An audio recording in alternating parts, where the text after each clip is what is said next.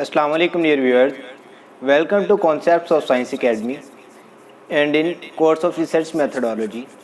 In today's lecture we will learn about some easy tricks in scientific write-up. तो सबसे पहले हम बात करते हैं कि साइंटिफिक राइटअप इम्पॉर्टेंट क्यों है। अब किसी को भी कोई भी बात कन्वे करते हैं, अपना मैसेज कन्वे करते हैं, तो उसमें सबसे जो इम्पोर्टेंट बात है, उस मेथड को जो आप कहते हैं वो कम्युनिकेशन है। कोई भी बात आपकी बात को तब समझेगा, तब अंडरस्टैंड करेगा जब आपकी कम्युनिकेशन स्ट्रांग होगी, क्लियर होगी और इफ़ेक्टिव होगी।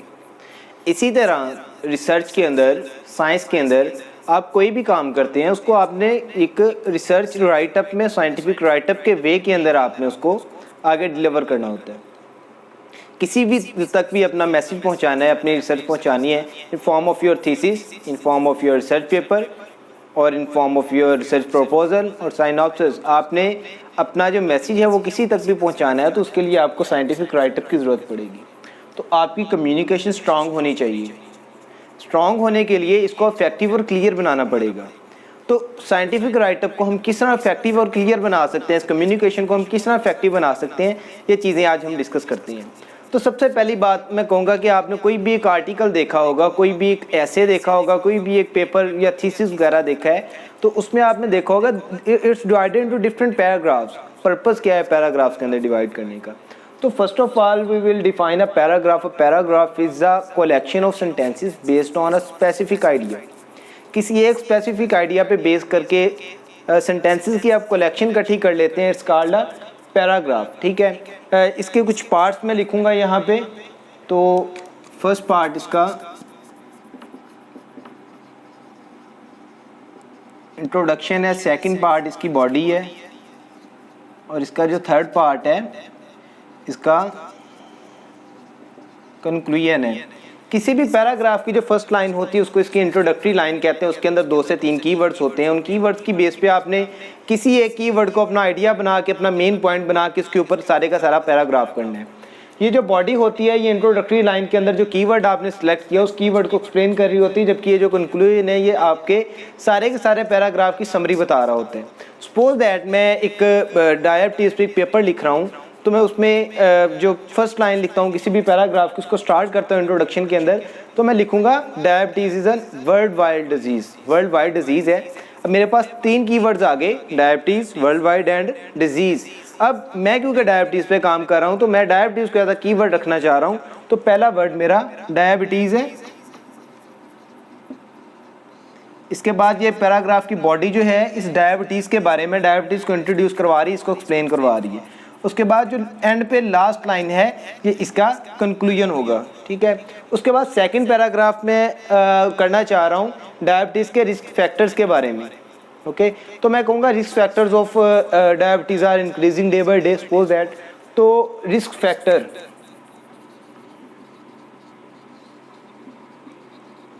फैक्टर्स ऑफ डायबिटीज़ पे बात कर रहा हूँ मैं।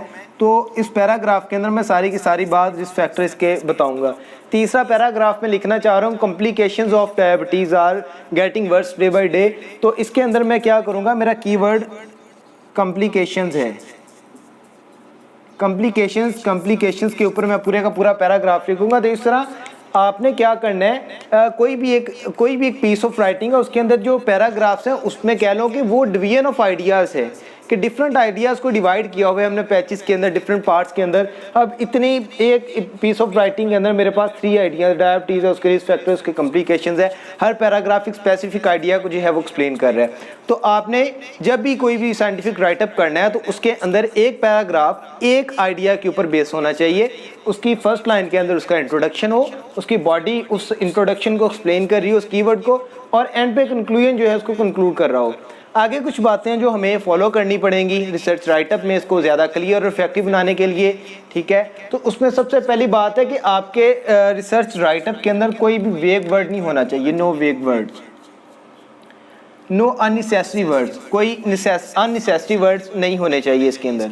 तीसरी बात है नो क्लटर, कट इट। कोई भी क्लटर है इसके अंदर, कोई भी इजाफी चीज़ें हैं उसको आपने कट कर देना है। ऑलरेडी एक लेक्चर के अंदर हम डिस्कस कर चुके हैं that how to make a first draft and second draft for your research paper, कि जब भी आप कोई भी एक आर्टिकल या साइंटिफिक पीस ऑफ राइटिंग लिख रहे हैं तो आपने क्या करना है, पहले उसका फर्स्ट ड्राफ्ट बनाना है, फिर आपने जब उसको फाइनलाइज करना है सेकंड ड्राफ्ट के अंदर कन्वर्ट करना है, then you will cut all the clutter in it, और you will cut all the unnecessary words and all the unnecessary sentences from your first draft and you will finalise your second draft. After that you will use strong verb. Strong verb किस तरह use करने हैं, मैं एक sentence बोलता हूँ, suppose that obesity is a cause of diabetes.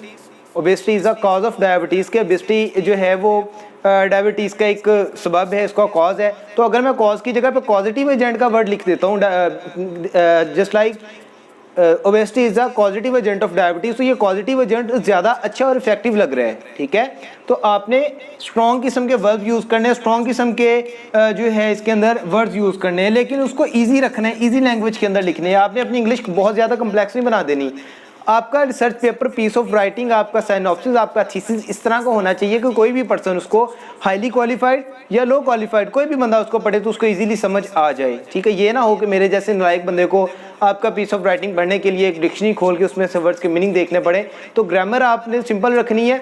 It doesn't matter कि आपकी इसके अंदर लैंग्वेज कितनी कम्प्लेक्स है, ये मैटर नहीं करता। आपका आइडिया कितना अच्छा है और वो कितने अच्छे वे के अंदर एक्सप्लेन हुआ है, कम्युनिकेट कितने बेटर वे के अंदर किया हुआ है, ये आपके रिसर्च पेपर को ज़्यादा अच्छा, रीडेबल और इफेक्टिव बनाता है, ठीक है। आपकी लैंग्वेज जितनी ज़्यादा सिंपल होगी, जितनी ज़्यादा वो खूबसूरत लगेगी, उतने ज़्यादा लोग उसको पसंद करेंगे, ज़्यादा लोगों को समझ आएगी, ज़्यादा लोग आगे रिकमेंड करेंगे कि भाई ये वाला पीस ऑफ राइटिंग पढ़ो, इसके अंदर उन्होंने बड़े अच्छे तरीके से एक्सप्लेन किया, बड़े इजी वे के अंदर, आपको भी समझ आ जाएगी, ठीक है।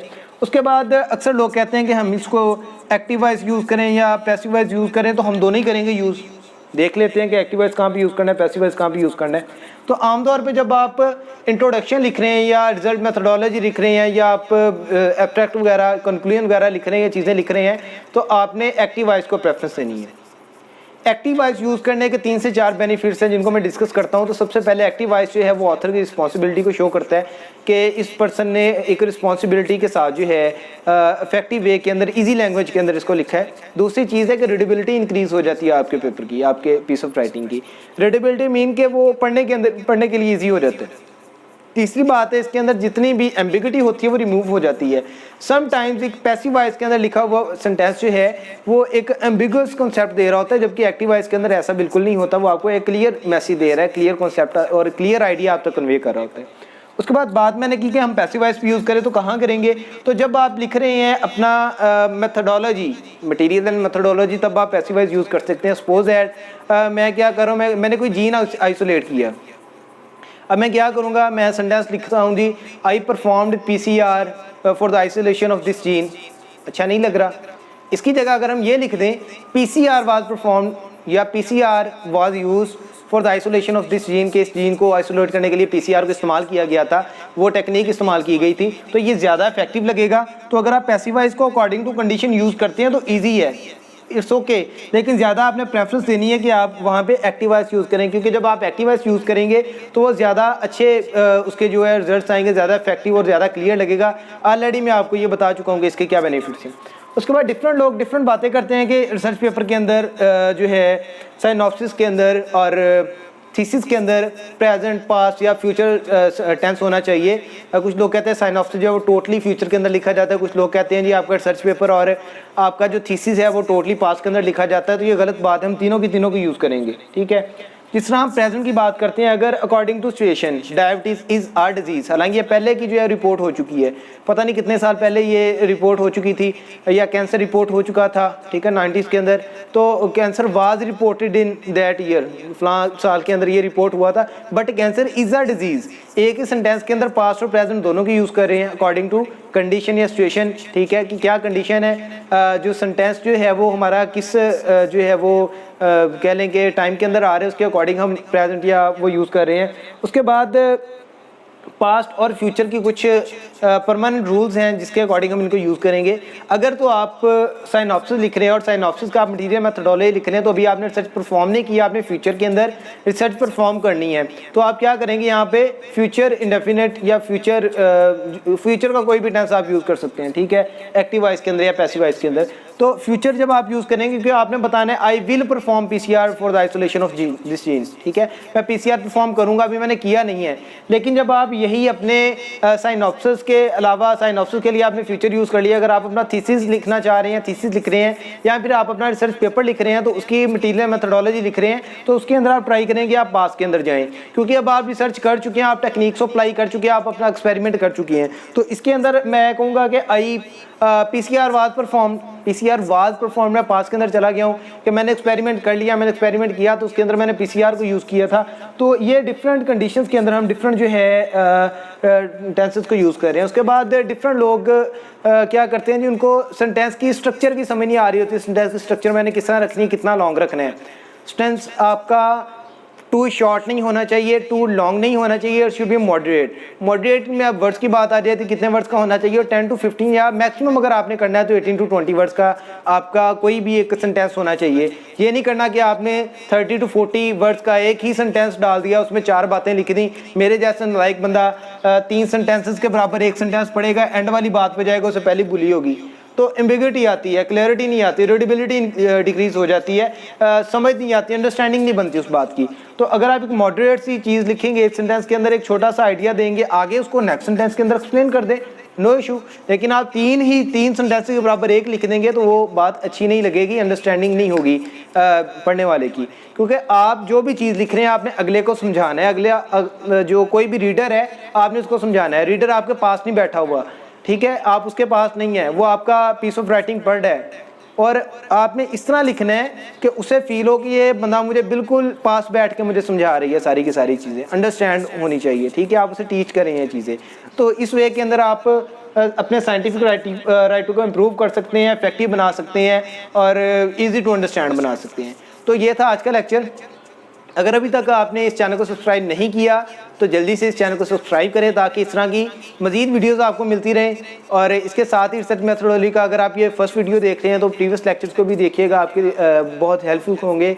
और इसके बाद नेक्स्ट लेक्चर में जल्दी मिलेंगे। अपना ख्याल रखिएगा। अल्लाह हाफिज़।